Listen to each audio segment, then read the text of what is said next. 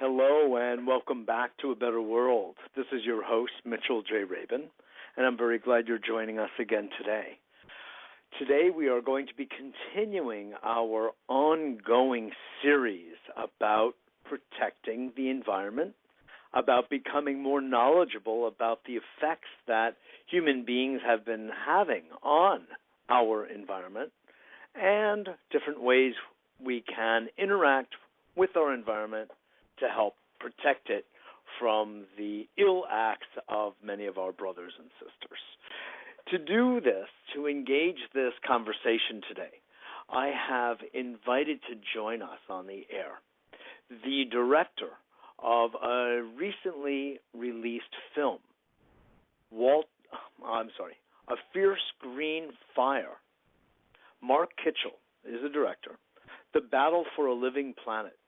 A Fierce Green Fire is a powerful film that just aired last week on PBS Sunday night, and it really rocked the nation because it tells a story of the history of the environmental movement, and it really opens up many of the subjects that need to be discussed about what we have done to our planet, what we have done to our national parks, where most of the dumping is occurring, which you could imagine is in ethnic neighborhoods, black neighborhoods, Latino neighborhoods across the country, and the damage this has done on so many levels. So, Walter, the trees or something. Hello? Oh, hi, Mitchell. Hi. Just stick with me for one moment, Mark, and I'll be right to you. We have with us an eager director, and for good reason. He's been at this project for years now. He has engaged some real leading figures in the film. He has narrators such as Robert Redford, Ashley Judd, Van Jones, Isabel Allende, and Meryl Streep, each of whom narrates a distinct segment of this film that is just riveting. It's beautiful. It really engages the audience, and it's a real honor and pleasure to have the director who has won many awards. This was shown at Sundance Festival and many others to really resounding merit and recognition. So, Mark, are you with us? I am. Hi. Hi there. Hi. Welcome to A Better World. Pleasure to have you on. Thanks, Mitchell. Mark, you endeavored on a big, big project here. It's certainly not possible to encompass the entirety of the history of the environmental movement in one film, although I remember seeing its first iteration perhaps a couple of years ago when you and I first met, and it was a good deal longer than it is now.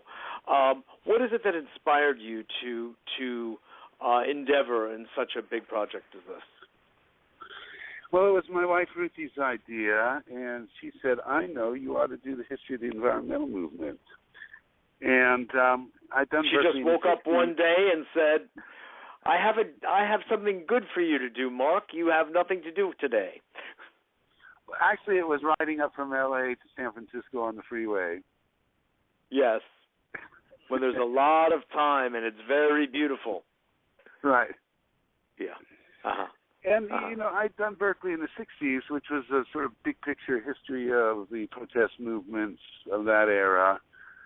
And, I think we were both intrigued by the idea that there ought to be a big picture history of the environmental movement, that 50 years after it had begun, it was sort of time to take on the broader and deeper meanings, to try and put together all those pieces of the biggest movement the world had ever seen, and yet one that's so sort of atomized and episodic that it didn't really know what it was about.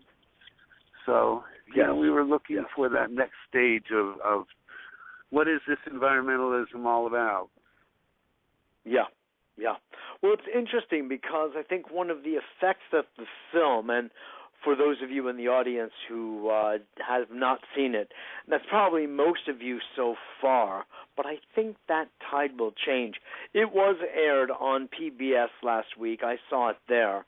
And do you have other showings that are upcoming on a national level, Mark? Well, it's out on Netflix now, so anybody can stream it who has Netflix, and it's available on all your favorite platforms, so you can go to iTunes and Amazon and you can download it or stream it. And it's still streaming from American Master's website for another 6 weeks or so into early June. And I think we so people can go to pbs.com and go to American Masters, and it could be seen in its abridged version there. Yeah, there's two versions of the film. There's the TV version, which is 53 minutes, and there's the full-length film, which is 100 minutes, an hour 40.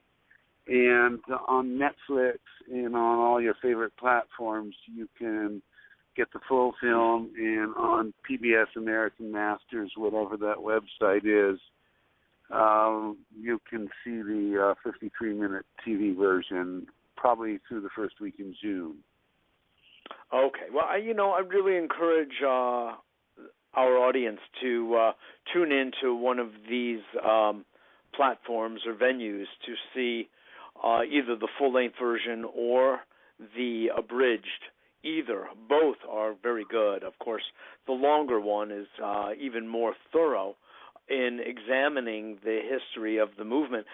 One of the senses that I got, Mark, is that by watching the film, one can become more objective toward the entirety of the movement in this country, that because the subject itself is so sort of instinctive, it's so deep, it is us in so many ways, that one loses one's perspective on it. And to see it laid out the way you did, all the way back to really Teddy Roosevelt, the interesting Republican conservationist, all the way up, who began the U.S. Forest Service, the National Park Service, all the way through, really gives John Muir, the beginning of the Sierra Club, all the way through. We see the development of that, and we see the contrary. We see the development of the dam system on the Colorado River, for instance, and the way big business was seeking to usurp and exploit nature, which they just saw as a bevy of so-called free resources. So I really just want to commend you on that perspective that you bring to anybody sort of looking in who may not know anything formally about the movement. I mean, I've been in it forever, and yet I learned a tremendous amount just by kind of peeking in through the window that you provided us through this film. So just at the top, I give your audience a quick sketch of the acts, the 5 acts, the 5 main stories? Please do, yeah. Walk us through it, great. As well as, why don't you start, if you would, with the name of Fierce Green Fire, where that originates? Well, Aldo Leopold was a young forest ranger about 100 years ago, and his job was to shoot wolves and predators so that there would be more deer. And so one day he shot a wolf, and he went down the draw to see, and he saw a fierce green fire in the dying wolf's eye. And that was his awakening. He began to understand that the wolf knew more about the order of things than he did. And if you go read Thinking Like a Mountain in Sand County Almanac by Aldo Leopold, that's the story, and there's more to it. It's a beautiful story of ecological awakening. And you've pretty well described the first act, which is around the conservation movement, principally of the 60s, and the main story is halting dams in the Grand Canyon, and the protagonist is David Brower and the Sierra Club. And there were a series of dams going back to Hetch Hetchy in Yosemite at the turn of the century, and then Dinosaur in the 50s, and they lost Glen Canyon, and then they decided to really make their stand in the Grand Canyon. And it was a pivotal event. It really was the end of the era of building big dams, and it was conservation's greatest victory, and it came right as conservation was flowering. And that happens just as Earth Day is coming along and reinventing it as the environmental movement with its focus on pollution. And that's the second act, is the 70s and pollution. And the main story there is Lois Gibbs and the Angry Housewives of Love Canal battling 20,000 tons of toxic waste that are buried in their neighborhood underneath the school where Lois's son was going to kindergarten. And that was a 2-year battle. Lois Gibbs, who's the protagonist of that movement. Yeah. Yes, indeed. A Love Canal housewife in upstate New York. Yes.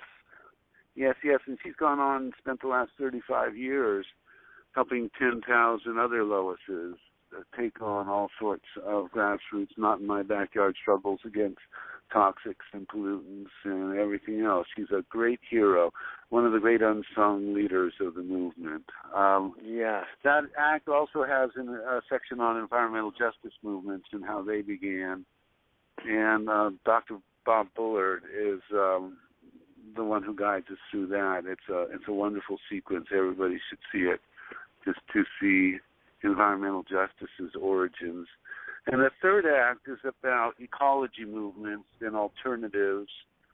And in the longer version, it has going back to the land and renewable energy and a lot of those. And that's narrated by Van Jones. Yes, it is. And but the main story there is Greenpeace in the early campaigns against whaling, Russian whaling, and the Canadians who would go out and club the baby harp seals to death for their white coats. And the protagonist in that act is Paul Watson, who was one of the founders of Greenpeace and then was forced out because he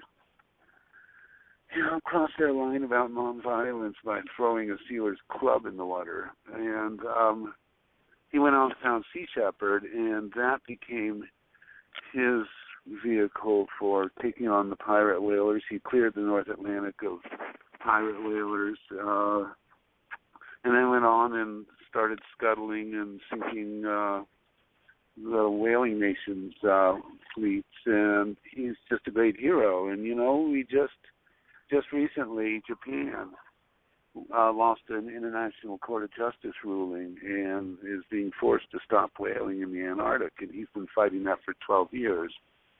Anyway, I digress. In the fourth act, that's a very important. That's a very important point. So this is interesting because there are two cases of an important departure from a state organization that you cite in the film.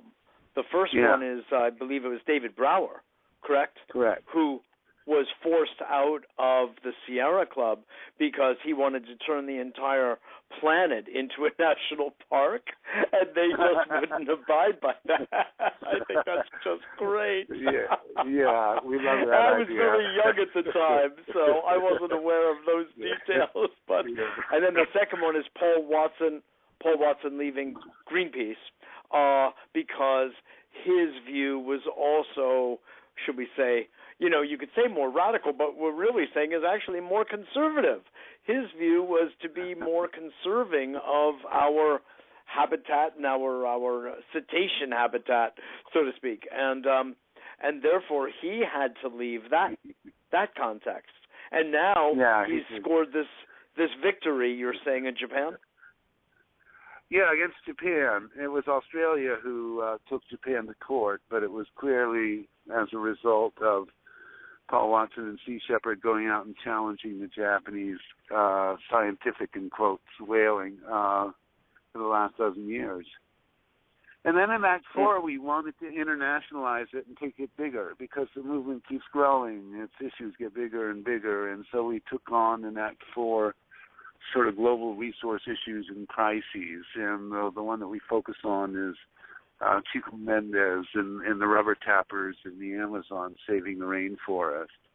And that's a great story. Right, the issue of deforestation, in other words. Yeah. The ranchers coming in and the loggers coming in and cutting down the forest. And the rubber tappers were, they fought to set up reserves that would be rubber tapper reserves. And it was a great success. And then we broadened out to look at other international movements like Chipko in India, the tree huggers, and Wangari Maathai and the Greenbelt movement in Kenya. And then we bring it up to Act 5 and the mother of all environmental crises. You guessed it, climate change. And yes, we tell a 25-year story of struggle, and that sort of culminates with Copenhagen in 2009 and Paul Hawken doing his brilliant Blessed Unrest thesis that it's not a movement, it's humanity's immune response, and it's growing, and it brings together environmental and indigenous and social justice issues, and there are 2 million groups working on these issues worldwide, and then we end with a bang. We sort of throw the kitchen sink in and show 64 screens of people doing it everywhere all the time. Yes. Sort of a la Blessed Unrest, the NGOs, the small organizations, even the social enterprise companies that are surrounded by eco-friendly, eco-sensitive, sustainable, and green values, priorities, and are living out of that and standing for it in the world. Yeah. It's a very moving film, Mark, and it really does. You do touch on a lot of material in it in a relatively short amount of time. We are speaking with the director of a just-released film, A Fierce Green Fire, The Battle for a Living Planet, Mark Kitchell. Mark has got an interesting background. He's a producer, writer, director, videographer, best known for his film back some time ago called Berkeley in the 60s, which won the Sundance Audience Award in 1990 and was nominated for an Academy Award as well as other top honors. He's gone on to now really unfold the history of the environmental movement in the United States, which this film does. It was just aired, as we were saying at the beginning of the show, on PBS just last Sunday, where you can still see it. Maybe it's on PBS.com or American Masters. If you Google that, you can see it there, the television version, or on Netflix and a few other places. So, Mark, I just really enjoyed the film. I feel like I've gotten a real crash course education about it. I'd like to kind of go back now that you've outlined the five acts that have been narrated sequentially by Robert Redford, Ashley Judd, Van Jones, Isabel Allende, and Meryl Streep. You just really lined up an all-star cast. Maybe I'll be in the next one. I don't know. If I'm really nice to you, maybe that'll happen. Why don't you tell us a little bit about, let's go back to the dams, because I think most of us don't really know much about the role of the dams, especially out by the Colorado River, and that the environmental movement, if you could have called it that at the time, really more the conservationist movement, struck a couple of real big victories way back that sort of set the pace for things in some very powerful ways. Could you go over who David Brower was and what happened back then, the story of the dams? Sure. David Brower was the first hired, paid Sierra Club staff.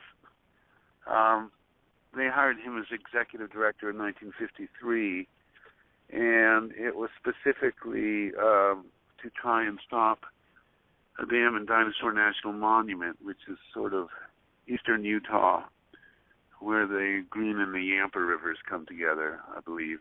Yeah, there's a place called Echo Park, and they were going to, build one of a dozen dams that were part of the Colorado River Storage Project in that natural amphitheater. And the principle, as far as the Sierra Club was concerned, was, no dams in national parks. And they had lost that one in Hetch Hetchy with Yosemite National Park. But they were determined to go back and fight this time. And Brower led a 7-year struggle, and they used a lot of media, and Brower is sort of famous for Let me just interject here. The Hetchy Dam was a lot of the work that John Muir was doing. Is that correct? Yeah. The founder of the Sierra Club. He fought that. John Muir fought Hetch Hetchy for, I think, a dozen years, from about 1902 to 1914. And, San Francisco had to go and have an earthquake to force Congress to let it have this national park for a dam. Yes. A water supply, so that it wouldn't burn down anymore.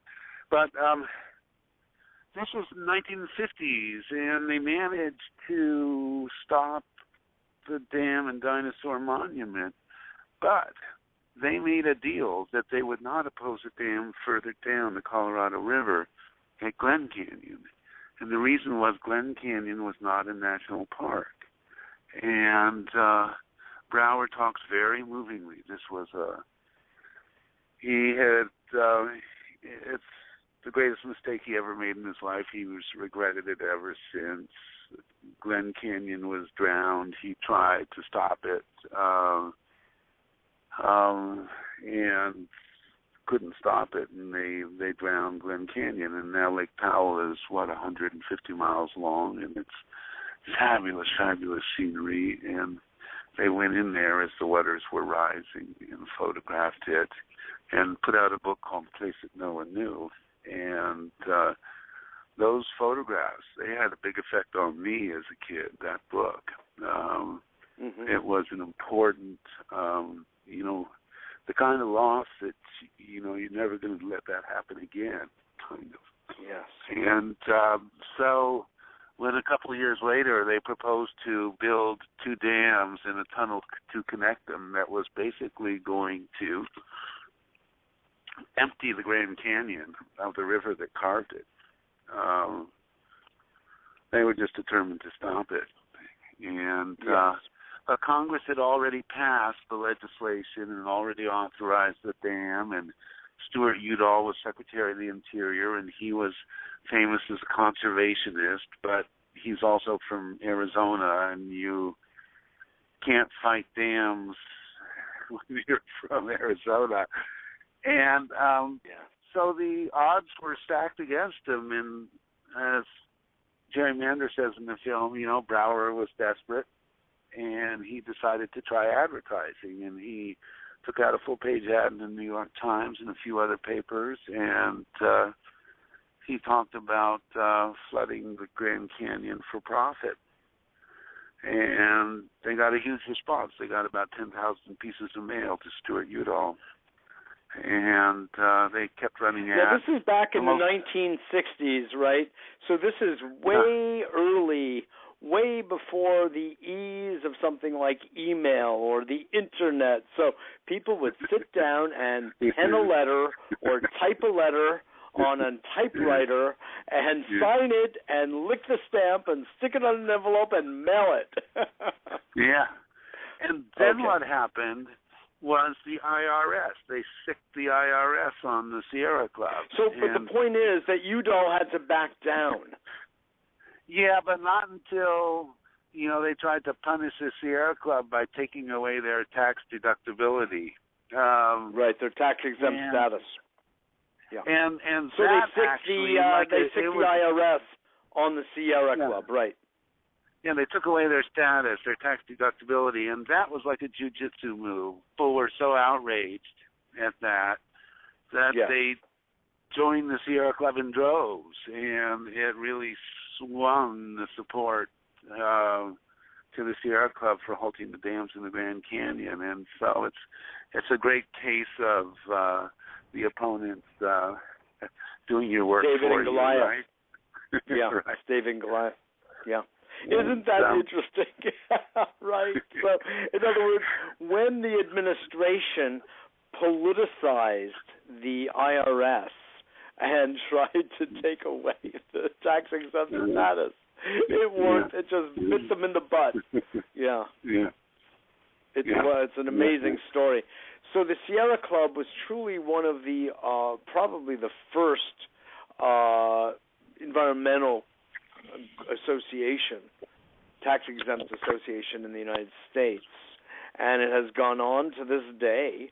I mean, it's, of course, gone through any number of different perturbations of being more conservative and more progressive. It got bandied about. It's not one clean, linear thing at all. It's really the great democracy wavers. of the environmental movement, and it's got chapters, and they all vote, and it's an amazing organization. And often it has been too conservative or not ready to be as out front as it should be. And yes, but it was the conservation organization that survived Earth Day and the rise of a new environmental movement the best. And yes, I see. And it's still to this day. To this day, they still don't allow their people to get arrested. They lifted it one time for the Keystone Pipeline protest outside the White House, but they still haven't, lifted entirely their ban on getting arrested. So, they're that kind of organization. They're mainstream. And but still, they're a fabulous organization, and they reinvented themselves so well by bringing in Michael Brune from Rainforest Action Network and so on. And I just, over the last couple of years of distributing the film, I've been really impressed with the Sierra Club and all their chapters all over the country. It's an extraordinary group of people. Do you know, Mark, how many members they have? I think they're up to 1.5 or 2 million. It's certainly over a million. That might stand as the very largest, and quantitatively, the largest in the country. Yeah. And Mitchell, when I was doing research and reading the Whole Earth catalog, they had a page on environmental groups, and there were 6 of them listed. Can you believe that?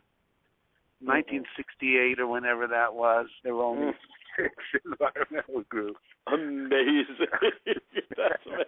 And the Whole Earth Catalog was its own environmental organization, I like the way you had Stuart Brand, the founder of the Whole Earth Catalog, which I adored back then. It was bigger than I was, but I loved that catalog. Everybody did, and it really was a Bible. I love that you got him in there. So there's some nostalgia in it all for, I think, those of us of our general generation, which is fabulous. So let's talk a little bit about environmental justice, and I don't know if your I would like to move sequentially. Let's move sequentially through the acts here, so people can kind of follow and then listen back to this interview perhaps and say, yes, they talked about this, they talked about that. Well, yeah, indeed. Another very important piece was the merging of it's not exactly altogether a merging, but when the black movement, the civil rights movement, opened up to recognizing the importance of the environmental movement, that they were really singing the same song in so many ways. That was why don't you talk about that? Well, Bob Bullard would say the civil rights movement didn't get it, and the environmental movement didn't get it, and it took 2 years for those two movements to come together. And what years were those? I would say that they were, let's see, Warren County happens in 83, and I think it would probably be the 80s. Yes. That it was happening in the mid-80s. I think by 87, there was a robust environmental justice movement. And in 91 or 92, there was a People of Color Environmental Summit in Washington, which was its real sort of announcement that it had arrived.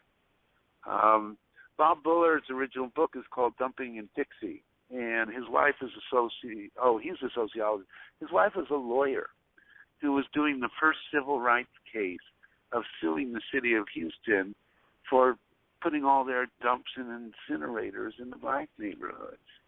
And he did a study, and he found that 100% of the dumps and 4 out of the 5 incinerators were all in black neighborhoods. And then he started looking around the country, and he found it was true in Dallas, and it was true all through the southern toxic waste belt, which stretches from the old mines of West Virginia down to Emil, Alabama, which is the biggest toxic waste dump in the country. And he tells a very funny story about West Virginia, how Union Carbide, he says, most people don't even know they're blacks in West Virginia, and this company, Union Carbide, found them. The only factory that manufactures methyl isocyanate, MIC, the same chemical that killed all those people in Bhopal, India, was in Institute, West Virginia, and Institute, West Virginia, has always been 95% black. It's just it's a wonderful laugh. So in a sense, we almost had our own Bhopal right here in West Virginia. Yes, there's been a couple of spills from that Union Carbide plant. Indeed. Yes. Excuse me. Sure. So, it's interesting. I work in some measure with a really interesting emergence from this movement. Jerome Ringo, who testifies now in front of Congress and has been for many years, who started the Apollo Project out on the West Coast. He's good friends with Van Jones and many others, and we work together on a couple of environmental initiatives on a global level. And I was thinking about him as I was watching Bob Bullard, who I think must have been one of his heroes, because you had a gentleman from Louisiana who was an activist who was protesting the petrochemical pollution there. And that's where Jerome is actually from, and he was in the petrochemical industry until he had his own awakening, if you will, and changed sides, and has been a major voice for both black Americans and the environmental justice movement altogether. So that really kind of hit home with me. This whole idea of apartheid, you mentioned, American style, Bob Bullard brought up. Very interesting that it would show up but here. But then he goes on, and at the end he talks about how they decided that it's race and class. Yes. And that if white people are getting dumped on, or brown people, it's solidarity. And that's really where they've been at since then. And sure, that's where Martin Luther King. That's where Martin Luther King ultimately got to as well, shortly before they assassinated him, where it wasn't a question of color any longer. It was a question of class, and it was a question of money. And when they realized that he caught on to that one, that was really going a little too far. Yeah. Let me just let everybody know we are speaking with Mark Kitchell, who is the director of a film that just was released, A Fierce Green Fire, The Battle for a Living Planet. You're listening to Mitchell J. Rabin on A Better World. We're on here every Wednesday night at 6 p.m. Eastern Standard Time. Visit us at our website at www.abetterworld.tv. And if you don't yet get the newsletter, please do sign up there. It's free. It's out once a week, and it lets you know who we have on as our guests, when we have guests, that is, which is usually, on both the radio show and the weekly TV show here in New York City. In fact, Mark, you'll be interested to know that this week on the A Better World TV, I had, first Dr. John Lilly, famous psychoanalyst and inventor, founder of the Cetacean Nation, which actually became recognized at the United Nations, where the dolphins and whales were recognized as a nation, acknowledged as a nation. That was the work of John Lilly, and with the help of Michael Bailey, who was a key figure in the Greenpeace movement and played a very active, and I should say activist role, putting his life on the line like so many Greenpeace members and activists have. And so I had that on really been Monday night, the heart and you soul tonight. Of this movie. Excuse me?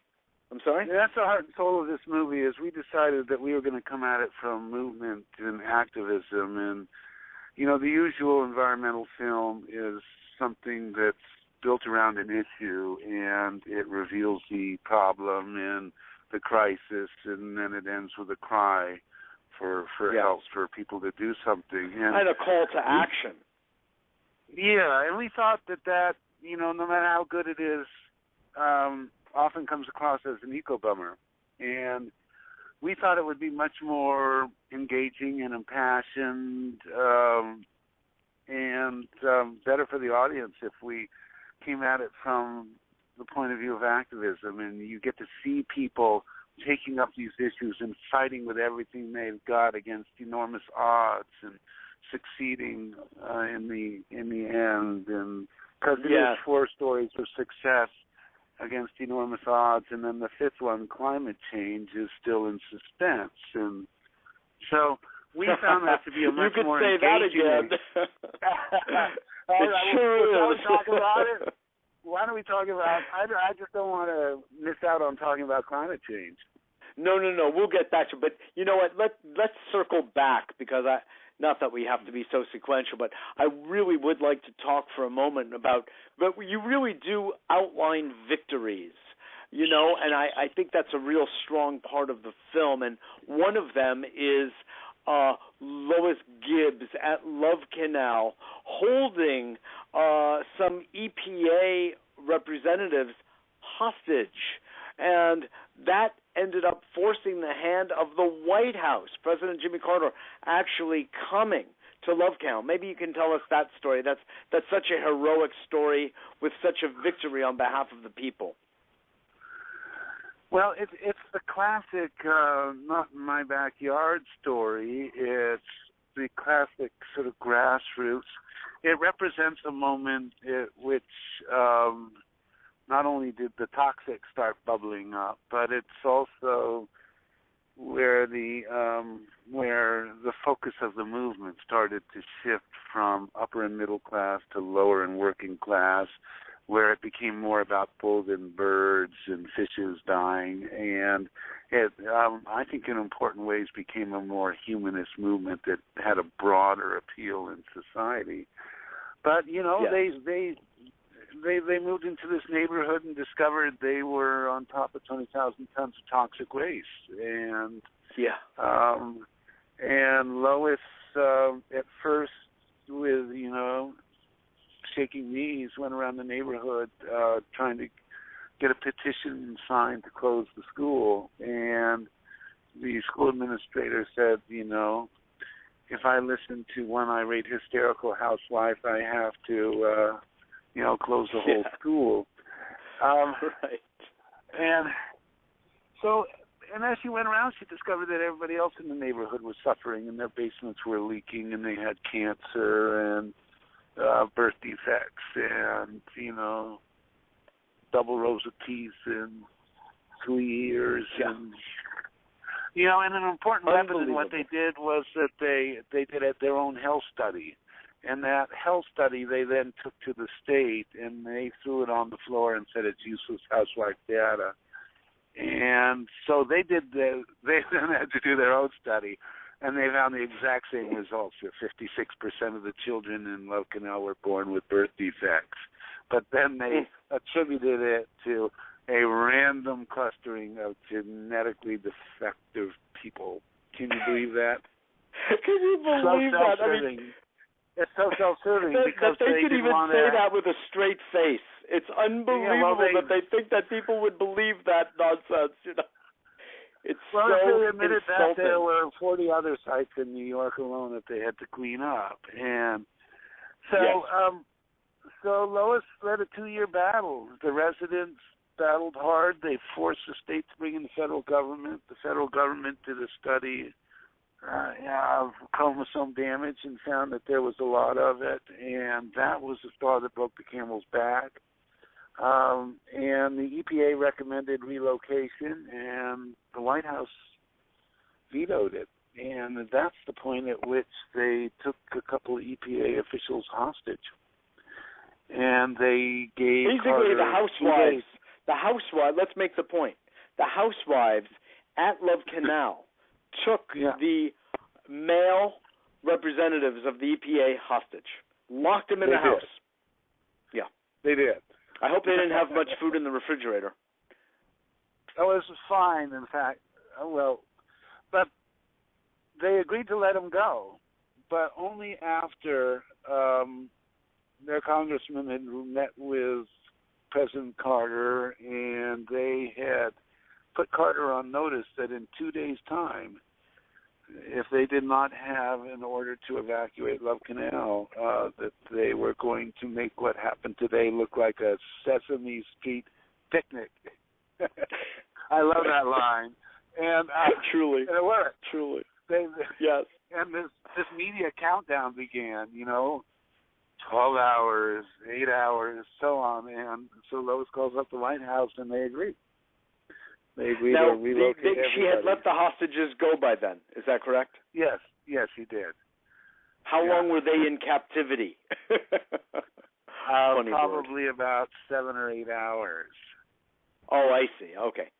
So it wasn't an overnight like thing. the Iran, and it was the same time that the Iran hostage crisis was going on. Yes, exactly. Isn't that an interesting parallel? Yeah. Okay, wonderful. Well, thank you for walking us through that. It ended up that Jimmy Carter himself, President Carter, went to the Love Canal to stand there, right there with Lois Gibbs. And he said there must never be another Love Canal in our country. And guess how many they found? 50,000. 50,000. Of toxic dumping sites in people's backyards? Yeah. Yep, all over the country. And it was just a shocking, horrid, toxic legacy that corporations of every sort had been committing unregulated for, most of the 20th century. And, there it was revealed. And it took that. Love Canal was not the first nor the worst. It was, the difference was Lois Gibbs and the people of Love Canal really fought to expose what was going on, and they really made it into. And of course, Carter comes to Love Canal just a week before Reagan defeats him for president in 1980. Mm-hmm. And they tried to roll back all this stuff. They particularly tried to roll back Superfund, which was passed by a lame duck Congress.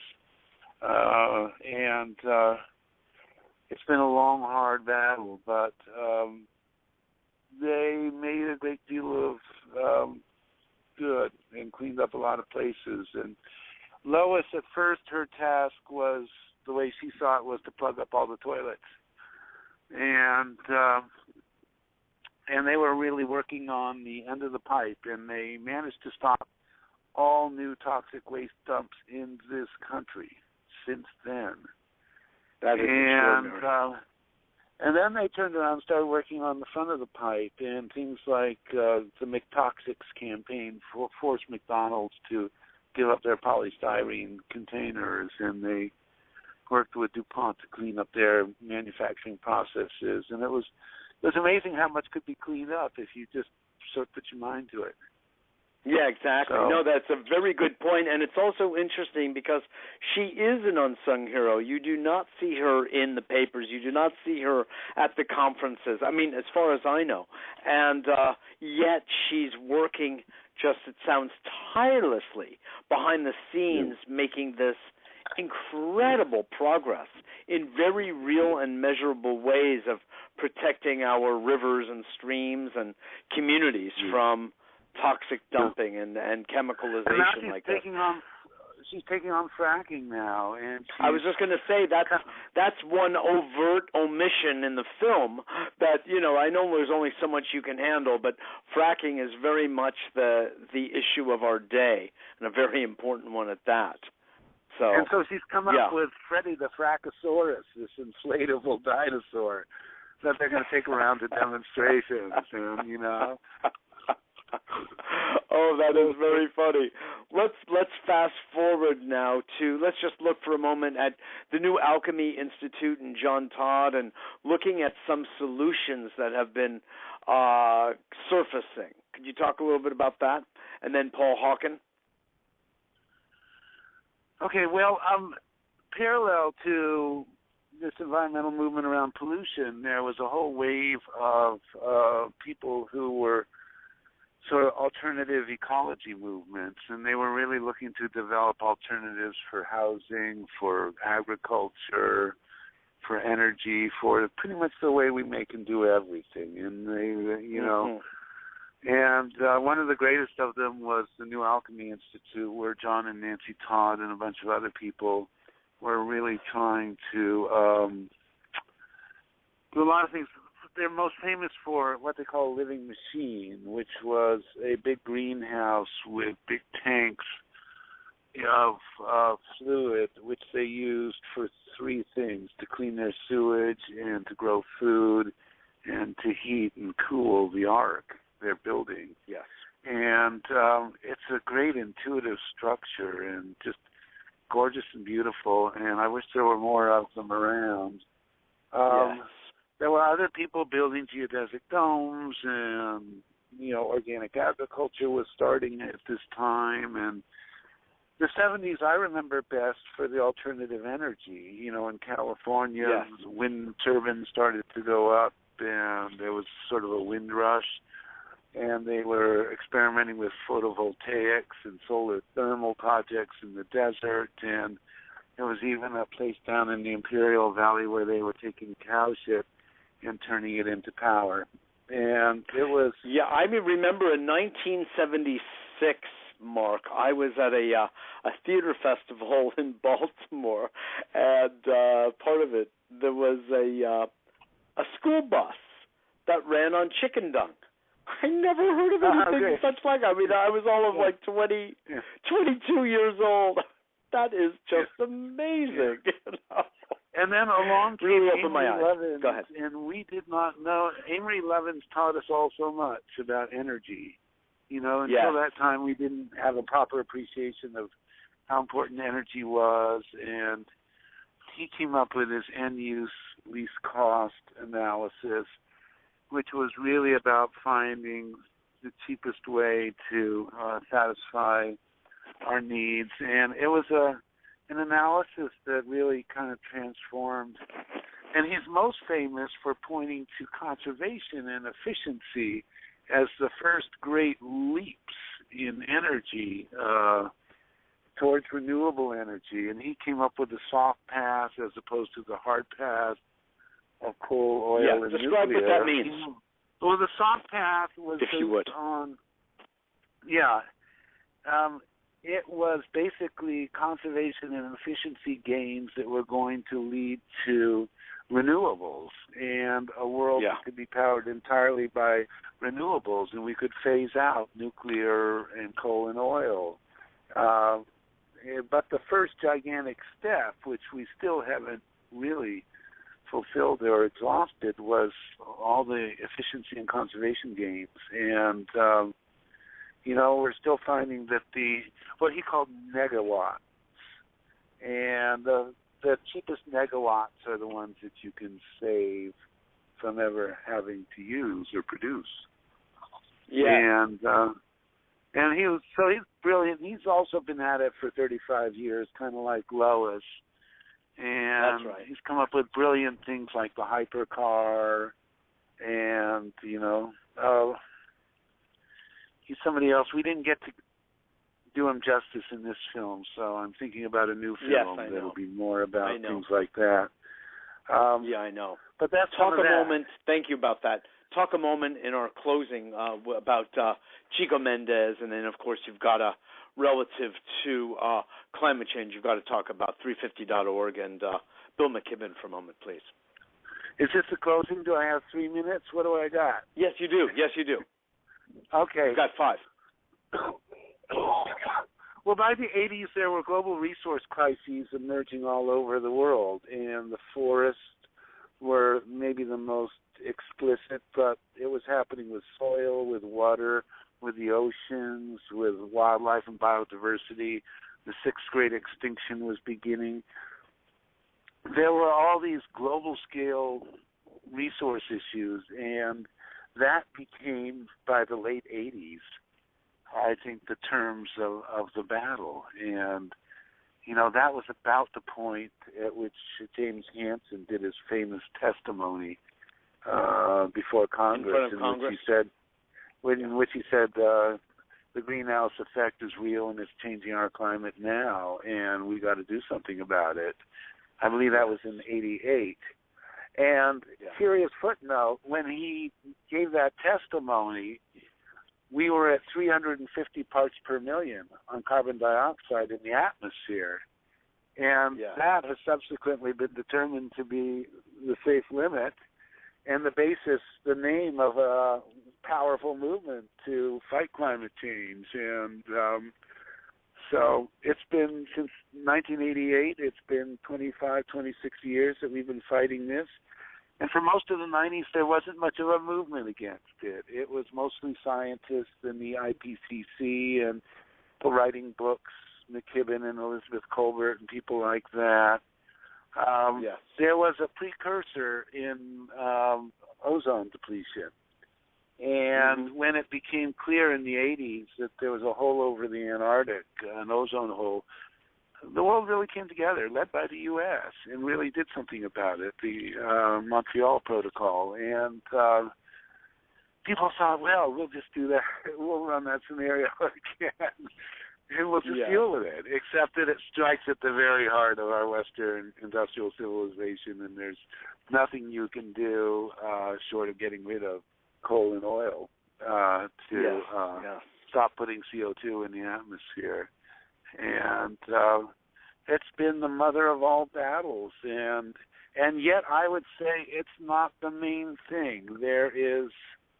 I wanted to do an Act 6, which is it's not just climate change, and I wanted to talk about the sustainable revolution that I believe is bigger than the Industrial Revolution.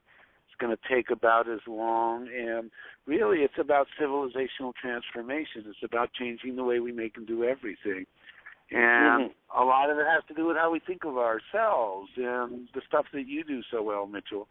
And, it's got to be a thoroughgoing transformation of our civilization if we're going to survive and, come into sustainable balance with nature. And yes, indeed. So that's sort of where we got to. And that's a very important point. On. Exactly. I think Act 6 really needs to be written and filmed, Mark. I really do.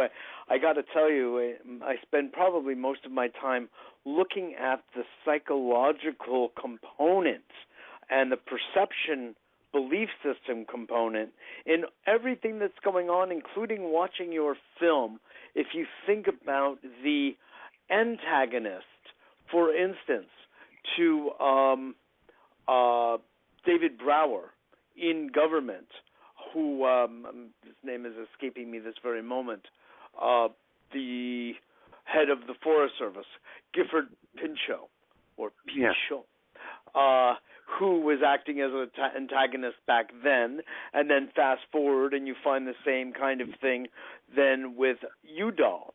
And what you see is that there are people that come into this world believing that the earth is just there, sort of like a to be kind of licked and, pardon my French, sucked by anyone who has the wherewithal to do so, whoever can kind of get to there first. And then there are others who see it as a land, a planet of bounty and abundance to be shared in by all in some kind of, equality doesn't exist. It never has existed. It probably never will exist. But in some kind of reasonable, humane way that all can share, and that it needs to be taken care of, that it needs to be preserved and conserved and respected as a sacred space.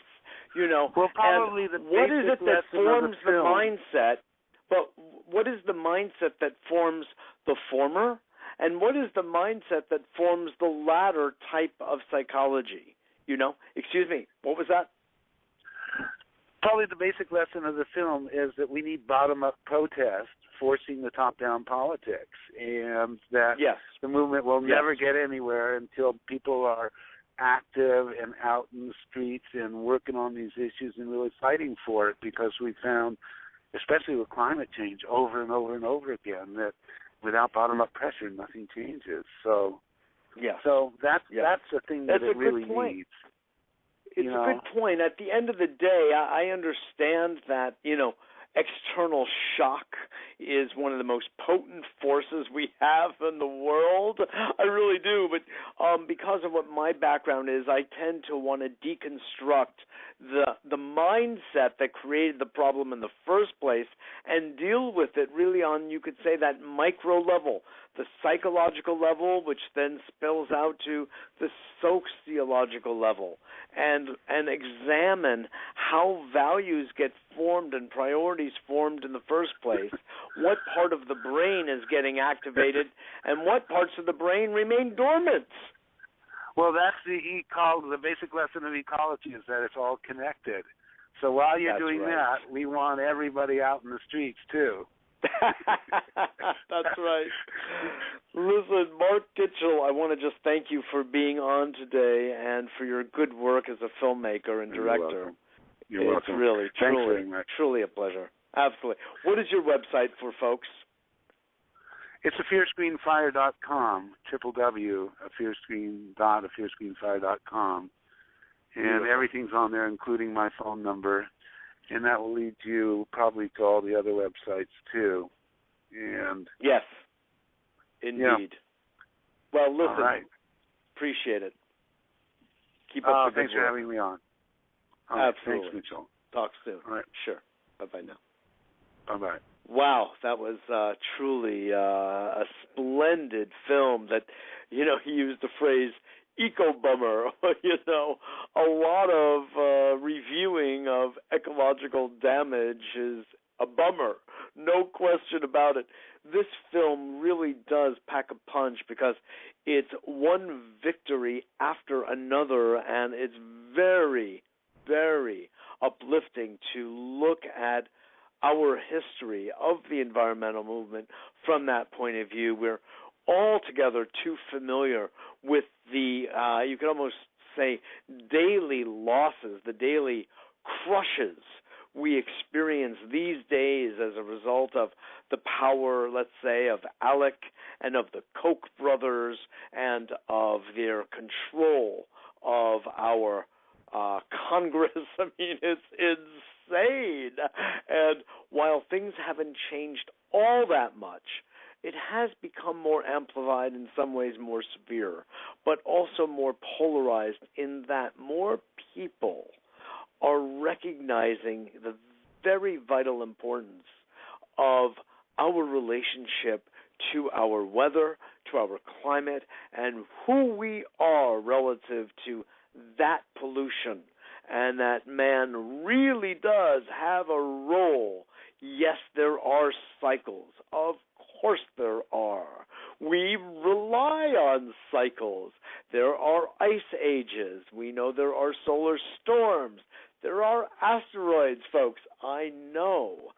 And there is what we've been given to take care of, what we are here to steward, which is our beautiful planet and her nature Gaia as a living being from which we all come and which we are obliged for all reasons to nurture.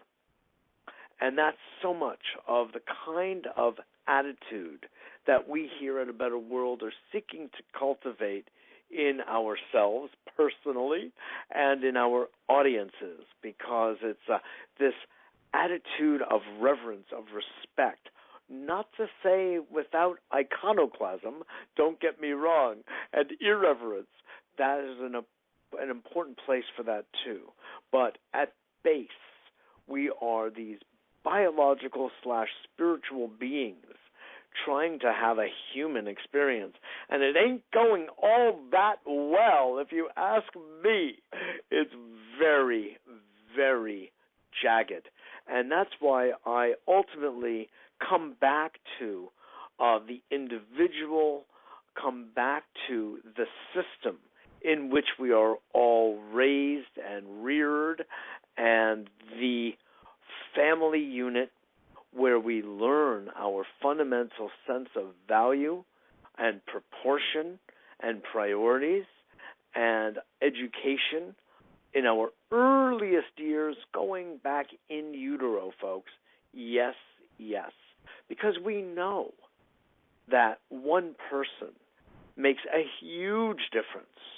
And people, by and large, tend to be followers, not leaders.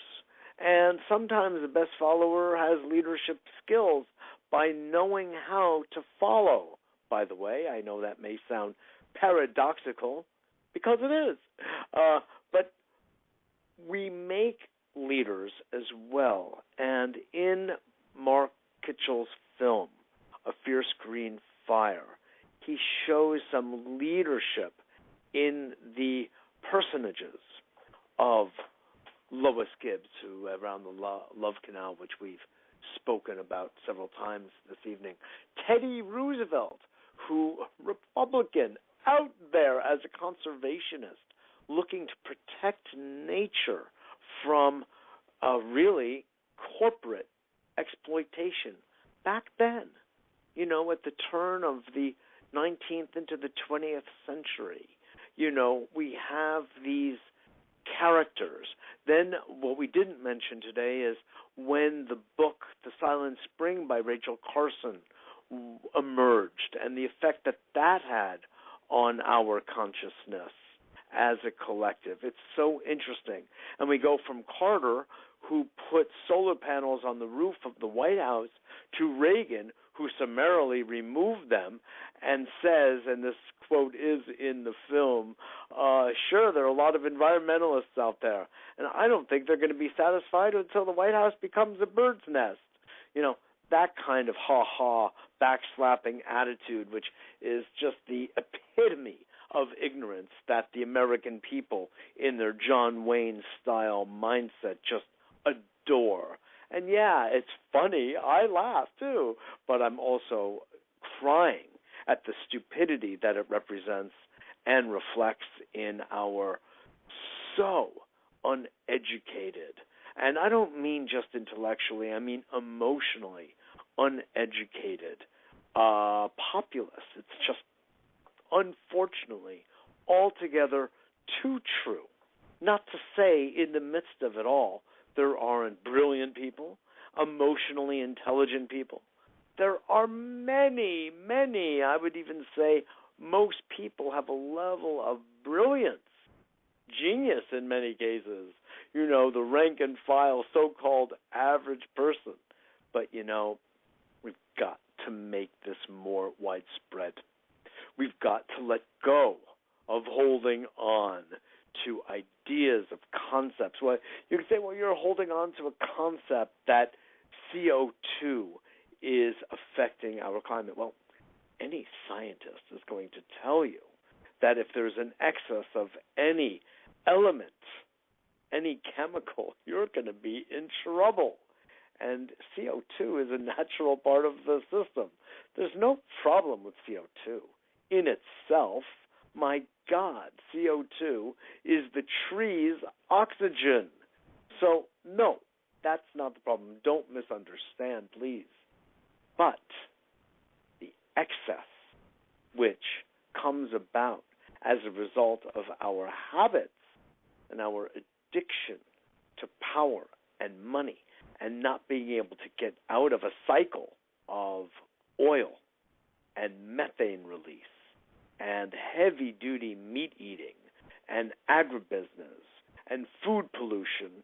And when you look at the entire picture, the entire planetary picture, and what we have done in a space that could have been made so beautiful if we were to harmonize with nature. The whole domain of biomimicry, for instance, speaks to that. The work of Horst Rechelbacher in a book that I interviewed him about, and Horst Rechelbacher, who was really a dear friend, not a close friend, but certainly a friend over the course of years. I met him in the early 90s, just this past February, and I experienced it as a tremendous loss. Horst, for those of you who may not know by name, was the founder of Aveda and did so much to help to enrich the indigenous people of the Amazon, especially by purchasing their plants for the Aveda essences and oils. He did so much to help so many, and he got rather wealthy from his good work at Aveda and then selling the company on from there. But his dedication to humanity was magnificent. I truly loved him and had the great honor and pleasure and privilege of getting to know him fairly well over the years. This kind of heroism does show up, and God bless that it does. If you go, by the way, to my website, abetterworld.tv, and put his name in, you can dig up that interview with him, although I did a TV interview with him back in the mid-90s originally. So we as a people need to just wake up. God knows we need to change our ways, our habits, our thinking, our belief systems, and from there, let's just say we're just responsible for pollution.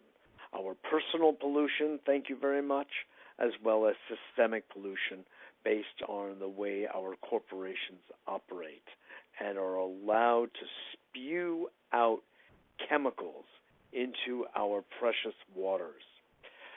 In closing, I want to let you all know that I will be starting yet another radio show back at Progressive Radio Network on May 12th, folks. Why does that date sound familiar? Yes, it's my birthday. Indeed, I will be back on the airwaves of Progressive Radio Network on May 12th, 9 p.m. Eastern Daylight Time, with a show called The Progressive Film Hour with Mitchell Rabin. The Progressive Film Hour with me. So please come and join us over there at Progressive Radio Network. You will most likely be able to hear it from abetterworld.tv, and you will be able to call in to listen, just like you can do here at 602-753-1860, 602-753-1860. It's all on the website. Yeah. But we're going to be focusing on that show on progressive films, environmental films, political social justice, environmental justice, and we're opening up with Water Wars. So that will be May 12th, Monday, May 12th. And I'm encouraging people to watch the films ahead of time. I will have them listed both at abetterworld.tv and on prn.fm, Gary Null's wonderful progressive station. I was on it near the beginning for about 6.5 years, up to around a year and a half ago with A Better World, and took a little bit of a break, but I'm back now as of May 12th. So thank you so much for joining us this evening. I hope you enjoyed that as I did, listening to Mark Kitchell tell these stories about his film. He had just excellent people on, narrated by none other than Robert Redford, Ashley Judd, Van Jones, Isabel Allende, I believe the cousin of the former president of Chile, and Meryl Streep. So many people are into the environmental movement, as well they should, as well we all should, and need to stand up in our own unique respective ways to make a difference, because our world, my friends, is getting gobbled up. And if you go to our website, you'll see a 93-second animation of the story of climate change. It's very cute, and you'll see it there in the carousel on the very front of it, so enjoy it. Thanks again. Remember that we operate by some fees and donations.